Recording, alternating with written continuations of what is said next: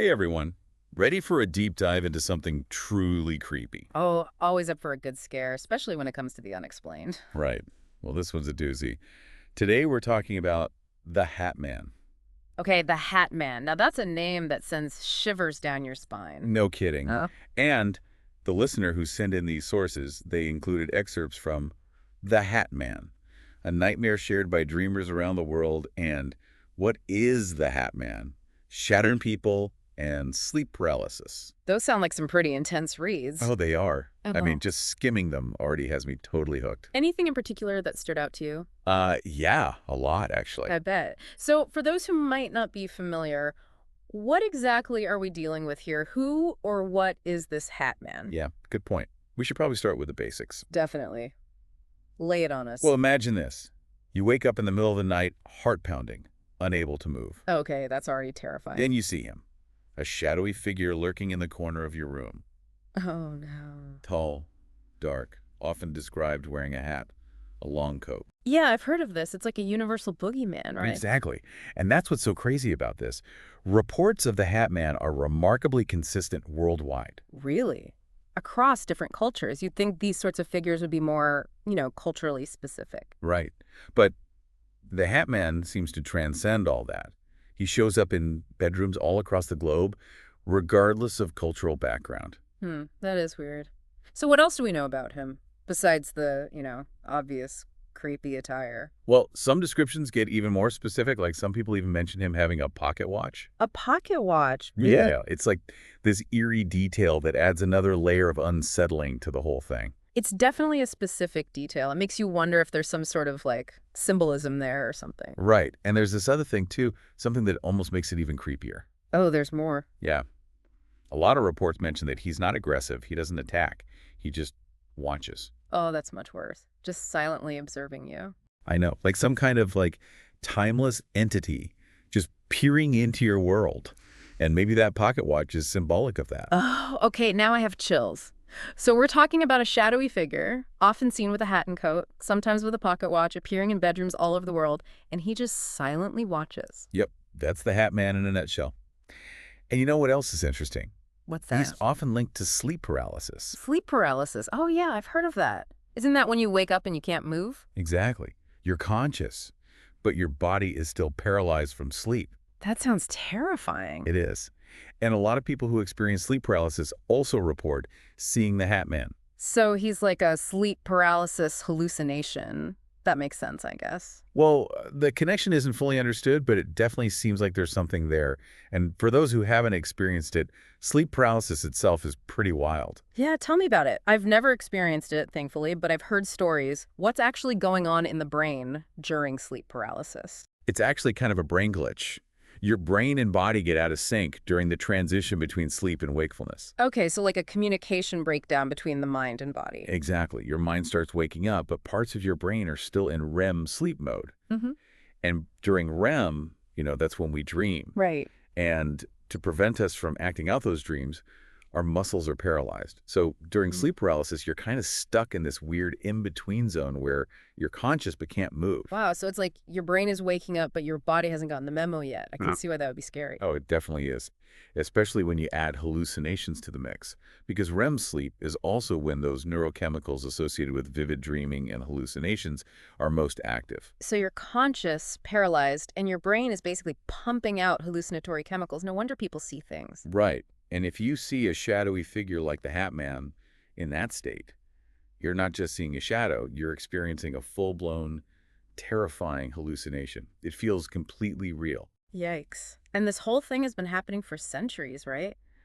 Weren't there some crazy historical explanations for sleep paralysis? Oh yeah, the articles mention all sorts of wild interpretations. Like what? Well, there's everything from demons to water spirits, depending on the culture. Wow, really? So different cultures had different boogeymen for sleep paralysis. Exactly. And it's fascinating how these explanations can reflect the fears and beliefs of a particular time and place. Like it's a window into their anxieties and superstitions. That's really interesting. Right. Like in 1664, there was a Dutch physician who called it incubus or the nightmare. No way. So that's where the word nightmare comes from. That's crazy. Yeah, it is. And then in the Middle Ages, they often blamed it on sex-crazed demons. Whoa, that took a dark turn. Sex-crazed demons. Seriously. I know, right? It even shows up in art from that period. Like there's this famous painting called The Nightmare. You should look it up. It's pretty intense. I definitely will. But it makes you wonder what was going on back then that those were the explanations they came up with.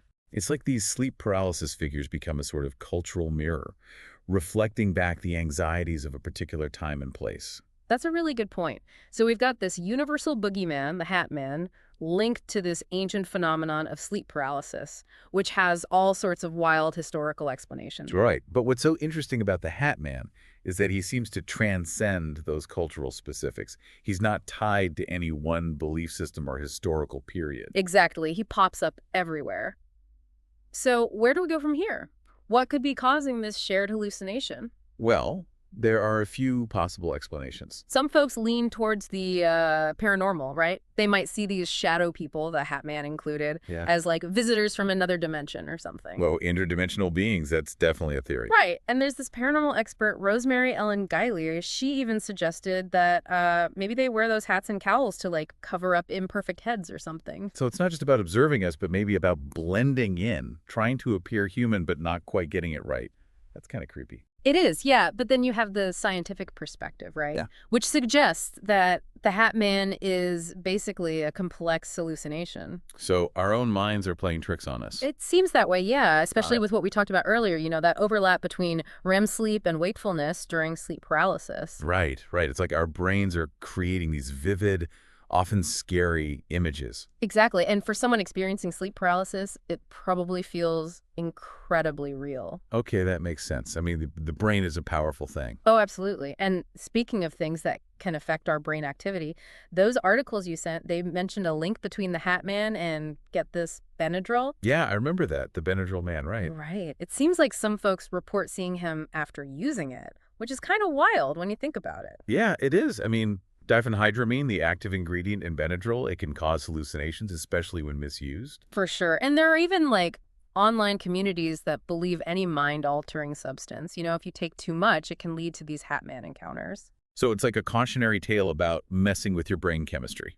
Right. It really highlights how even common over-the-counter medications can have some pretty crazy effects on our brains, especially when not used as directed. Definitely a reminder to be careful with what we put in our bodies, especially when it comes to messing with our brains. No kidding. And it underscores how delicate that balance is between, reality and perception, how easily those lines can blur.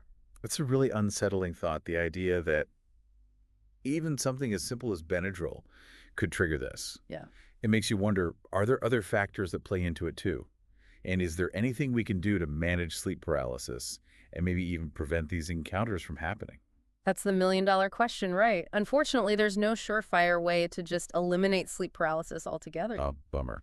Yeah, but there are things you can do to manage it and hopefully reduce, the frequency and intensity of the episodes. Okay, so what can people do? Because I'm sure our listener who sent this in wants to know, and honestly, so do I. Well, one thing you can try is focusing on your breathing during an episode. Like, instead of panicking, just try to stay calm and focus on the sensation of your breath. So it's about shifting your focus away from the fear and towards something you can control. Yeah, exactly. Another thing you can try is to, move a small muscle, a finger or a toe. Sometimes even that tiny movement can be enough to kind of jolt your body out of paralysis. It's like sending a signal to your brain that, hey, I'm awake now. Time to catch up. Haha, yeah, something like that. Are there other things people can do? Like, what about underlying stress or trauma? Could that play a role? It's important to address those things too, for sure, because stress and trauma can mess with your sleep patterns and potentially contribute to sleep paralysis. So taking care of our mental and emotional well-being is important too, Absolutely. It's all connected, right? right? And what about, meditation? Could that help? You're on the right track. Meditation and relaxation techniques have actually shown some pretty promising results in helping people manage sleep paralysis. Yeah. There was even a study that showed that practicing meditation reduced sleep paralysis episodes by over 50% and the hallucinations by over 33%. Wow, those are some impressive numbers. Yeah, It really goes to show you the power of that mind-body connection, for sure. Learning to relax and calm the mind is a huge part of managing sleep paralysis. Right. So we can try things like breathing exercises, moving a muscle, addressing stress, practicing meditation, all good things to try.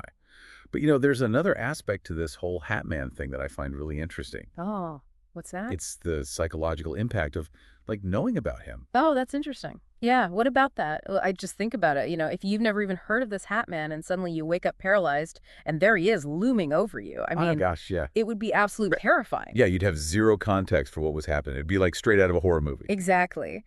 But if you already know about the Hat Man, you understand that he's most likely a hallucination, a trick of the mind during sleep paralysis.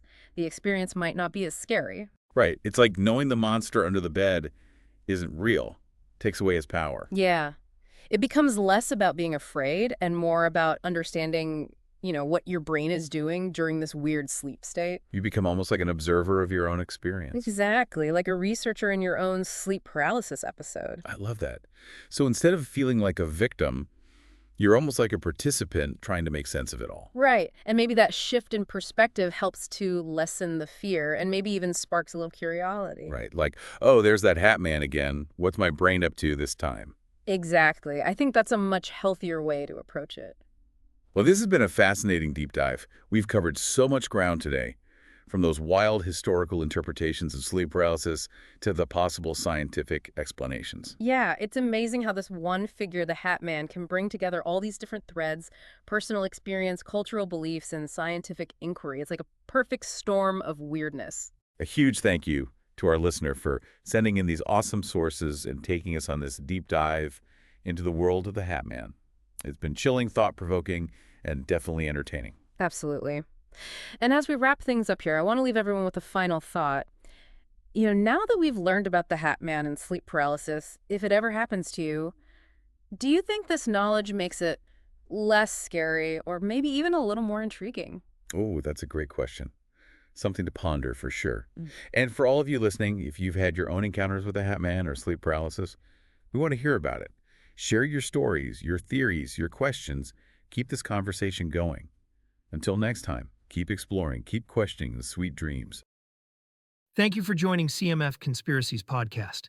If you have a conspiracy you wish for us to deep dive into, please send your topic to our email address or leave it in the comments.